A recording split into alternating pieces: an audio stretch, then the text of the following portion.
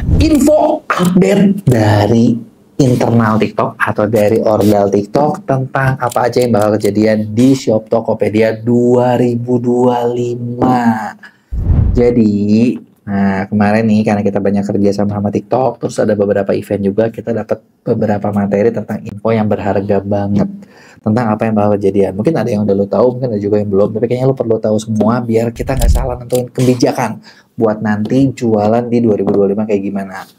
Tapi sebelum gue mulai, buat kalian yang baru nonton, jangan lupa buat lo klik subscribe dan aktifin tombol lonceng notifikasinya ya. Yuk kita mulai. Yang pertama, kita bakal bahas tentang kebijakan seller. Di 2025 ternyata Tokopedia, Shop Tokopedia itu ngeluarin kebijakan baru yang, wah ini lo harus perhatiin banget karena kalau lo nggak hati-hati, wah gawat deh. Pertama nih, ada yang namanya kebijakan tingkat kecepatan pengiriman atau FTR. Ini tuh jujur satu kebijakan kecil yang bisa bikin toko lo bermasalah. Kenapa? Karena kalau lo telat banyak poin pelanggarannya. Jadi FTR ini adalah persentase dari semua pesanan yang dibayar selama 30 hari kalender yang udah dikasih ke logistik. Nah, pesanan dibuat sebelum jam 3 itu harus diserahkan paling lama 2359 di hari kerja yang sama termasuk hari Sabtu. Ini hal sepele ya. Dan jujur gini, gue juga ngalamin nih beberapa kali kayak kita udah ngedrop ke ekspedisi. Kampret ekspedisinya kagak scan barcode-nya jam 12 lewat. Lu kena pelanggaran, guys. Makanya lu hati-hati banget pastiin itu si ekspedisi tuh, mau ekspedisi manapun, cepat-cepat scan. Kalau pesanan yang dibuat setelah jam 3 sore, artinya 15.01, nah, ini boleh di-scan hari kerja berikutnya. Nah, sebenarnya cara ngakalinnya itu ada beberapa cara nih yang dia bikin tips and trick. Pertama, ajukan permintaan pick up sebelum jam 3. Sebenarnya kalau menurut gue ini agak beresiko ya, tricky gitu ya. Nah, terus udah gitu kalau kata dianya percepat proses pengemasan, rekrut bantuan, persiapkan diri untuk periode permintaan tinggi, gunakan titik penyerahan drop off point jika memungkinkan. Kalau kata gue yang paling penting adalah lu tuh misalnya udah nyiapin barang sebelum jam 12, udah gitu nanti jam 3 lu cek lagi, jam 3 lebih lu ini lagi, dan terus ketika lu drop ekspedisi lu pantengin. Kalau kata gue ya, karena kan banyak ekspedisi tuh ya gitulah ya, lu pantengin sampai dia scam gitu, daripada lu repot ribut belakangan kan kagak enak. Bener nggak? Nah, itu tadi adalah beberapa hal yang kalian perlu ngertiin banget tentang FTR. Jadi FTR ini sepele tapi fatal. Terus ada kebijakan apa lagi? Nah, kebijakan berikutnya yang dibikin sama Shop Tokopedia TikTok adalah rating toko. Kayak gimana nih kebijakan ini?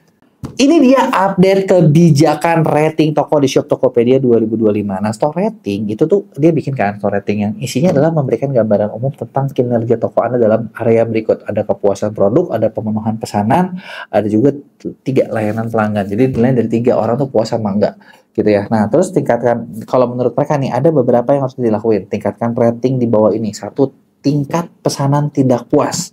Kedua, tingkat retur dan refund karena kesalahan penjual. Ketiga, tingkat pembatalan karena kesalahan penjual. Keempat, tingkat pengiriman cepat. Kelima, tingkat pengeluhan pelanggan. Keenam, tingkat respon 24 jam. Nah, dari sini sebenarnya kalau yang gue lihat ya, Shop Tokopedia itu ceritanya mungkin pengen ngasih pelayanan yang memuaskan buat semua pelanggan. Meskipun jujur sih dari beberapa poin sih ini gue ngerasa kayak banyak yang nggak fair sama seller. Gitu contoh nih yang gue ngalamin ya. Nomor 2, gue pernah ngalamin nih, tingkat retur dan refund karena kesalahan pelanggan.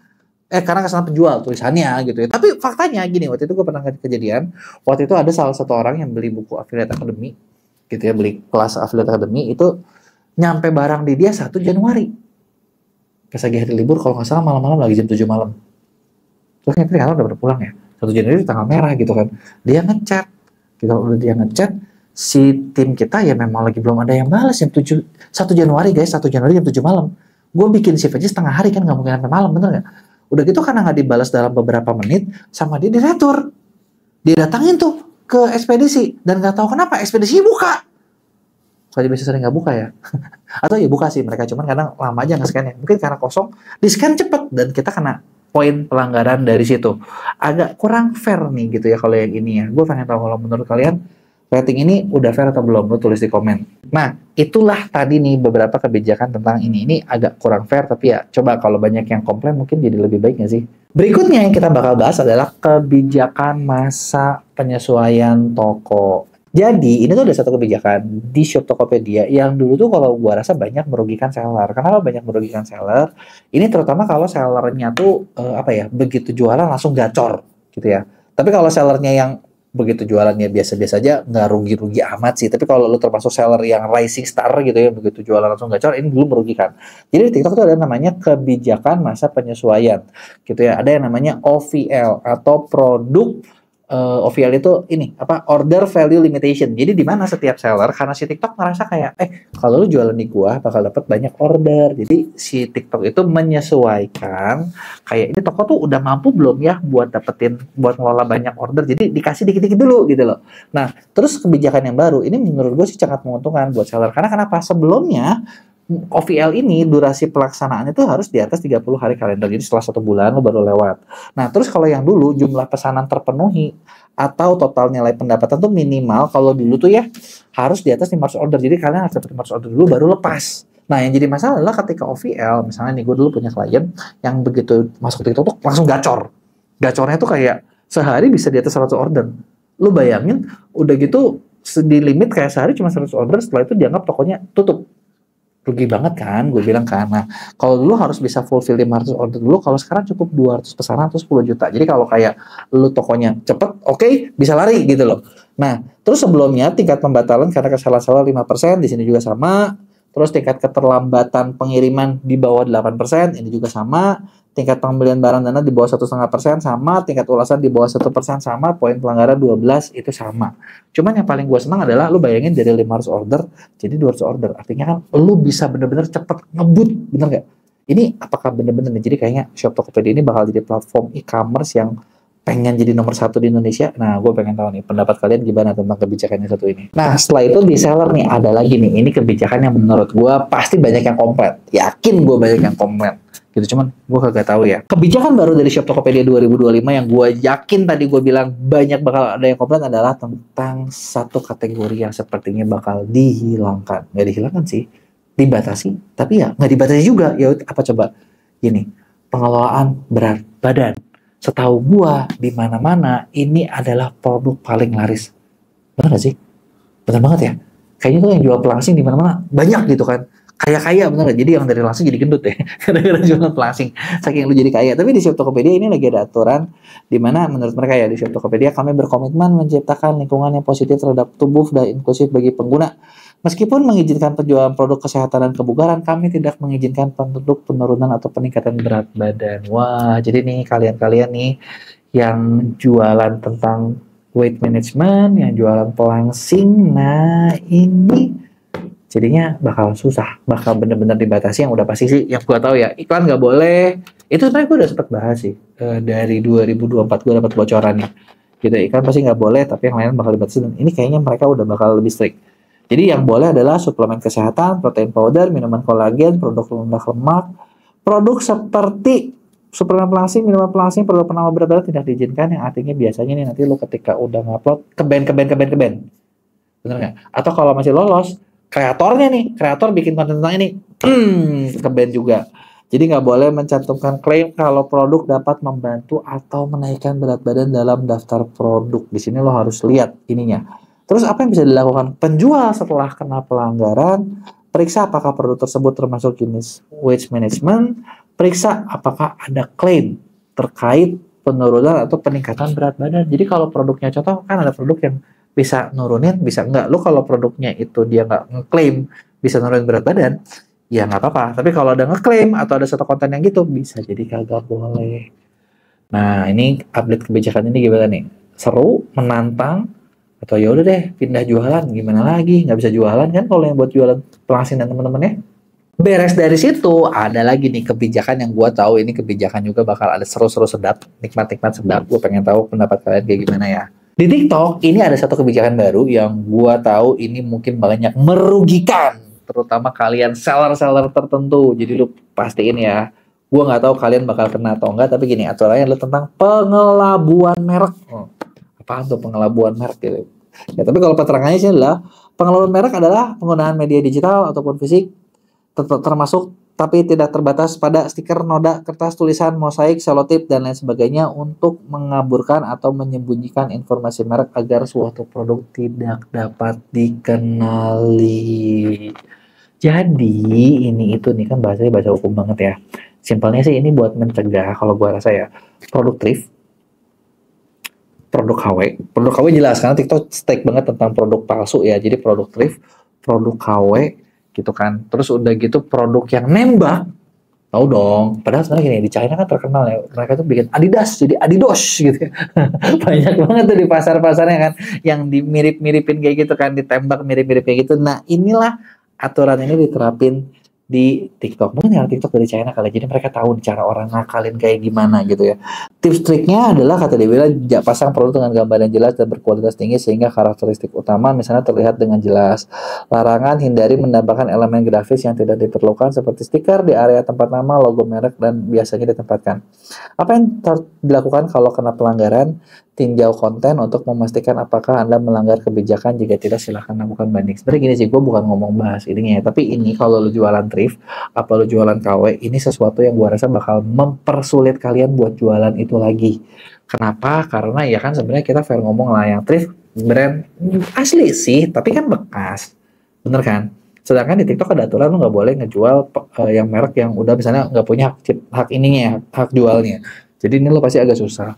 Yang kedua, kalau lu jual KW gitu ya, pengennya kan dimirip-miripin, terus gitu dibeda-bedain dikit gitu. Karena beda-bedanya dikit ini yang bakal bikin pelanggarannya bakal ketahuan. Nah, sebenarnya kalau kayak gini sih ujung-ujungnya menurut gue ya yang bagus adalah ya pelanggan dapat produknya real semua, asli semua, nggak ada yang produk KW. Tapi yang jualan KW atau thrift pasti kan pada bete. Nah, sekarang gue mau tahu nih, menurut kalian ini kebijakan yang untung apa rugi sih dari pendapat kalian? Nah, kemudian di sini juga ada beberapa update yang kalau tadi kita banyak seller, nah sekarang kita bakal bahas di sisi kreator, di sisi konten dan atau tentang kreator. Jadi ini juga lu perlu tahu nih kalau yang kreator ya. Kebijakan pertama adalah, gua rasa ini kebijakan lahir gara-gara perang skincare kemarin. Lu tau dong perang skincare di TikTok yang ramai banget tuh. Nah, atau nggak tahu bukan ya, coba gue pengen tahu pendapat kalian. Jadi TikTok bikin kebijakan baru tentang konten dan kreator, dan ini khususnya tentang misinformasi medis dan fungsi efek yang menyesatkan. Wih, berat banget nih. Jadi misinformasi medik ini adalah ketika klaim kalau suatu produk dapat memberikan efek kondisi medis atau penyakit. MFE adalah penggunaan pernyataan yang salah atau berlebihan untuk menyesatkan pelanggan tentang efek suatu produk. Gitu ya. Kalau gue hubungin sama skincare, karena kayaknya banyak harinya ke skincare nih. Coba lo perhatiin. Satu, jangan klaim produk dapat menyembuhkan, mengobati, mencegah, membalikan, atau mengurangi kondisi medis atau penyakit. Kalau ini enggak ya, ini tentang kesehatan. Kedua, jangan mengklaim bahwa efek produk setara atau lebih baik daripada berkonsultasi dengan profesional medis. Hindari pernyataan seperti tidak perlu ke dokter, atau tidak perlu minum obat, atau vaksin. Yang ketiga nih, jangan gunain Photoshop, filter, atau manipulasi untuk mempromosikan efek produk. Jadi kan kayak, lo tau nggak, suka ada yang set, putih, hitam, beda. Nah, ngerti kan maksud gua kan? Nah, ini kan kayaknya larinya ke sini. Jangan melebih-lebihkan efek produk dengan mengklaim hasil akan terjadi dalam waktu tertentu. Ini biasanya kalau kayak di beauty ya. 3 hari aja, seminggu, pakai ini, hasilnya kayak gini, langsung cingklong lah, lain sebagainya. Terus udah gitu, gunakan disclaimer seperti hasil dapat berbeda-beda saat membuat klaim kosmetik non medis. Itu saya kosmetik nih. Tampilkan persetujuan iklan dari pemerintah yang mengizinkan Anda membuat klaim tersebut secara jelas dalam video atau live. Terus apa yang bisa dilakuin? Tinjau konten untuk memastikan tidak ada klaim terhadap kondisi medis, penyakit, atau efek berlebihan pada tubuh manusia. Jika tidak ada pelanggaran, nah di sini lu bisa banding kalau lu kena pelanggaran dan dianggap pelanggaran. Jadi ini aturan baru yang sebenarnya gini. Gue sih ngerasa ya kalau lu jualan, ya ini gue nggak tahu ya, gue doang apa kali ini ya, jualan produk suplemen, terus suplemen itu jadi kayaknya TikTok pengennya kalau lu jual, contoh gini, produk ini tulisannya adalah membantu menjaga kesehatan tubuh. Ya udah, lu cuma boleh bilang membantu menjaga kesehatan tubuh. Tapi kalau lu cuma tulisannya kayak ngomongnya kayak gitu, cari angle jualannya gampang apa susah sih? Coba gue pengen tahu pendapat kalian di komen. Nah, berikutnya setelah yang tadi ada satu kebijakan lagi tentang konten kreator, dan ini gue rasa cukup penting sih. Buat kalian yang susah dapat centang biru, karena memang nggak semua orang bisa dapat centang biru di TikTok, ini memang cukup sulit gitu ya. TikTok nerbitin baru nih centang baru, namanya Star Kreator, di mana program Star Kreator ini ngakui dan memberikan penghargaan kepada afiliasi kreator terbaik dengan keuntungan eksklusif. Keuntungannya apa? Di sini dikasih badge, jadi bukan centang biru, namanya Star Kreator. Visibilitasnya lebih tinggi, lo bisa dapat akses kampanye eksklusif gitu ya. Dan sebenarnya dengan Star Creator sih gue rasa kalian bisa lebih gampang sih dapat dapat sampel, karena kan seller bisa lihat oh lu gitu ya. Kriterianya apa? Punya penjualan minimum 80 juta, menyelesaikan minimal 300 pesanan valid dalam 1 bulan. Artinya lo dapat sehari 10 order.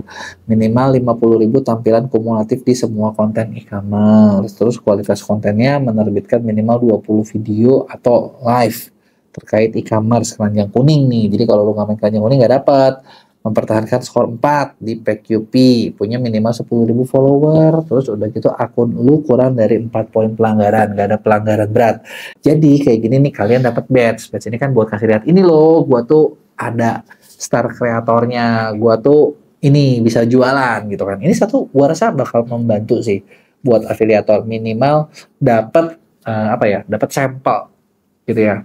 Coba pengen tahu nih kalian siapa yang udah dapat star kreator. Terus buat kreator juga yang terakhir ada kebijakan konten yang tidak, tulisannya gue agak lucu sih, ini gue dikasih browser sama TikTok yang tidak orisinal. Gue rasa kebijakan TikTok yang satu ini bakal mengakhiri banyak dari akun-akun bodong. Karena gue rasa banyak ini, lu suka sih ngeliat kayak fansnya si A, fansnya si B, fansnya si C, yang sebenarnya isinya adalah nge-reposting akun dari orang lain, bener nggak? Terus begitu nanti punya 10.000 follower, 20.000 follower, dan lain sebagainya. Nah, kebijakan yang baru adalah konten yang tidak orisinal. Tulisannya orisinal kayaknya, dia typo kali brosurnya.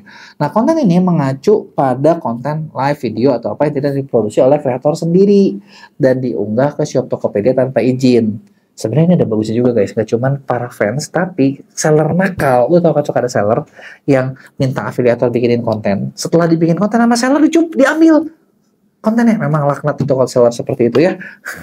Udah gitu dia iklanin sendiri gitu ya. Nah ini kalian bisa bebas dari sini gitu ya. Jadi ketika ada orang ngambil itu konten itu bisa di take down gitu ya. Nah tips and triknya apa? Satu, jangan lakukan live konten berhak cipta seperti film, acara TV, pertandingan olahraga, live dan lain sebagainya dari kreator atau platform lain.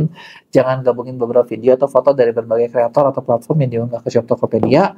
Bahkan kalaupun diedit, nah editnya itu tetap nggak boleh ngedit kalau punya orang, ngerti gak? Artinya kalian harus, TikTok pengennya 2025 ini nih, lu tuh bener-bener bikin sendiri, jadi hanya unggah konten yang direkam sendiri, jangan ngambil konten punya orang, kan paling sebel ya. Ibaratnya kreator, gue sesama konten kreator sebel ya, udah mikir capek-capek, udah ngetek capek-capek, anjir diambil sama orang seenak hati gitu kan. Rese banget sih lu gitu kan. Nah terus kalau yang kena pasti kena pelanggaran. Dalam arti kalau kita yang dicuri kan syukurin lu kan kena pelanggaran, bener nggak? Tapi kalau lu kena pelanggaran karena dianggap nggak orisinal dan lu orisinal, lu bisa ngebuktiin kok. Lu dengan cara kirim banding, udah gitu lu dibandingnya tunjukin ada kayak foto orangnya atau gambar lokasi tempat kontennya direkam, itu bisa buat banding dan itu bisa lepas. Gitu ya. Kalau lu masih sering kena banding dan kayak gini, akun lu rawan. Artinya apa? Padahal lu ngetek sendiri tapi akun lu rawan. Kalau kayak gitu gimana solusinya? Lu bisa gabung sama kita di MCM. Yuk kita bantu urusin biar akun lo bisa berkembang. Nah, jadi itu dia tadi beberapa kebijakan baru. Sebenarnya masih ada yang lain-lain sih. Cuman maksudnya gue rasa ada yang mungkin kalian udah tahu dan gak penting-penting amat. Tapi gue rasa itu adalah highlight yang penting dari aturan baru di Shop Tokopedia 2025. Gue pengen tahu menurut kalian ini bakal jadi tahun yang berat karena aturan yang memperberat atau jadi tahun yang lebih enak karena aturan itu mempermudah kalian. Kasih tahu sama gue di komen. Jangan lupa buat like dan kirim ke teman-teman lo yang lain.